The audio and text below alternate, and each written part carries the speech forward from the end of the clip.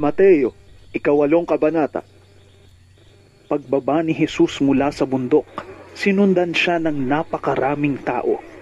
Lumapit sa kanya ang isang taong may ketong, lumuhod sa harapan niya at sinabi, Panginoon, kung nais po ninyo, ako'y inyong mapapagaling at magagawang malinis. Hinawakan siya ni Jesus at sinabi, Oo, nais ko. Maging malinis ka. Gumaling at luminis nga agad ang ketongin.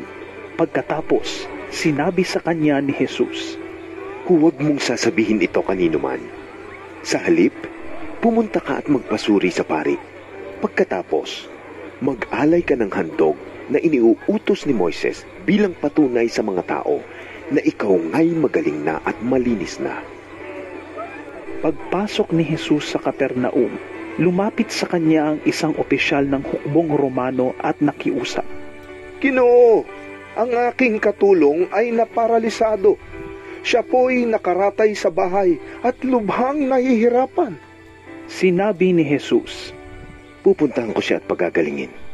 Ngunit sumagot sa kanya ang opisyal, Ginoo, hindi po ako karapat-dapat na puntahan pa ninyo sa aking bahay.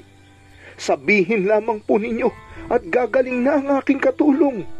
Ko'y nasa ilalim ng mga nakakataas na pinuno at may nasasakupan ding mga kawal. Kapag inutusan ko ang isa, pumunta ka roon. Siya'y pumupunta. At ang isa naman, halika. Siya'y lumalapit. Kapag sinabi ko sa aking alipin, gawin mo ito, ginagawa nga niya iyon. Namangha si Jesus nang marinig ito at sinabi niya sa mga taong sumusunod sa kanya, Tandaan ninyo, hindi pa ako nakakita ng ganito kalaking pananampalataya sa buong Israel. Tandaan ninyo, marami ang darating buhat sa silangan at sa kanluran at dudulog sa hapag na kasalo ni na Abraham, Isaac at Jacob sa kaharian ng langit. Ngunit ang mga taong dapat sanay kasama sa kaharian ay itatapon sa kadiliman. Mananangis sila doon at magngangalit ang kanilang mga ngipin. At sinabi ni Jesus sa opisyal, Umuwi ka na. Mangyayari ang hinihiling mo ayon sa iyong pananampalataya. Sa oras ding iyon ay gumaling ang katulong ng kapitan. Pumunta si Jesus sa bahay ni Pedro at nakita niya roon ang biyenan nito na nakaratay at nilalagnat. Hinawakan ni Jesus ang kamay ng babae at nawala ang lagnat nito. Bumangon ang babae at naglingkod kay Jesus. Nang gabing iyon, dinala kay Jesus ang maraming sinasapian ng mga demonyo. Sa isang salita lamang ay pinalayas niya ang masasamang espiritu at pinagaling ang lahat ng may karamdaman. Sa gayon, natupad ang sinabi ni Propeta Isaias, Inalis niya ang ating mga kahinaan, pinagaling ang ating mga karamdaman. Nang makita ni Jesus ang mga tao sa kanyang paligid, iniutos niya sa mga alagad na maghandang tumawid sa kabilang ibayo. Lumapit sa kanya ang isang tagapagturo ng kautusan at sinabi, Guro, sasama po ako sa inyo. Saan man kayo pupunta? Ngunit sumagot si Jesus, May mga lungga ang mga asong gubat, at may mga pugad ang mga ibon. Ngunit wala man lamang matulugan o mapagpahingahan ang anak ng tao. Isa naman sa mga alagad ay nagsabi sa kanya, Panginoon, maaari po bang umuwi muna ako upang ipalibing ko ang aking ama? Ngunit sinabi sa kanya ni Jesus, Sumunod ka sa akin at ipaubaya mo sa mga patay ang paglilibing ng kanilang mga patay. Sumakay si Jesus sa bangka kasama ng kanyang mga alagad. Habang sila'y naglalayag sa lawa, si Jesus ay natutulog. Biglang bumugso ang isang malakas na unos at halos matabunan ng mga alon ang bangka.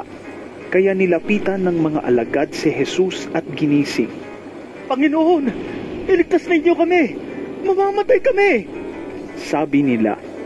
Ngunit sinabi niya sa kanila, Bakit kayo natatakot? Napakaliit naman ang inyong pananampalataya. Bumangon siya, pinatigil ang hangin at ang mga alon, at bumuti ang panahon. Namangha silang lahat at sinabi, Ano kayang uri ng tao ito? Maging ang hangin at ang lawa ay sumusunod sa kanya. Nang dumating si Jesus sa kabilang ibayo, sa lupain ng mga Gadareno, sinalubong siya ng 2 lalaking sinasapian ng mga demonyo. Sila ay nakatira sa libingan. Napakababangis nila kaya't walang sinuman ang dumaraan doon. Biglang nagsisigaw ang 2 lalaki. Anong pakialam mo sa amin, anak ng Diyos? Naparito ka ba upang pahirapan kami kahit hindi pa panahon? Sa di kalayuan ay may malaking kawan ng mga baboy na nagsisikain. Nakiusap sa kanya ang mga demonyo. Kung palalayasin mo kami, papasukin mo kami sa mga baboy na iyon. Sinabi ni Jesus. Sige, lumayas kayo. Lumabas nga sila sa 2 lalaki at pumasok sa mga baboy.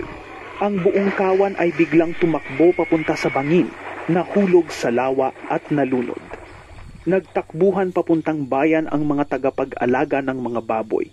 Pagdating doon, ipinamalita nila ang buong pangyayari, pati ang naganap sa mga lalaking sinapian ng mga demonyo. Kaya't lumabas ang buong bayan upang salubungin si Jesus. Pagkakita sa kanya, ipinakiusap nilang lisanin niya ang kanilang lupain.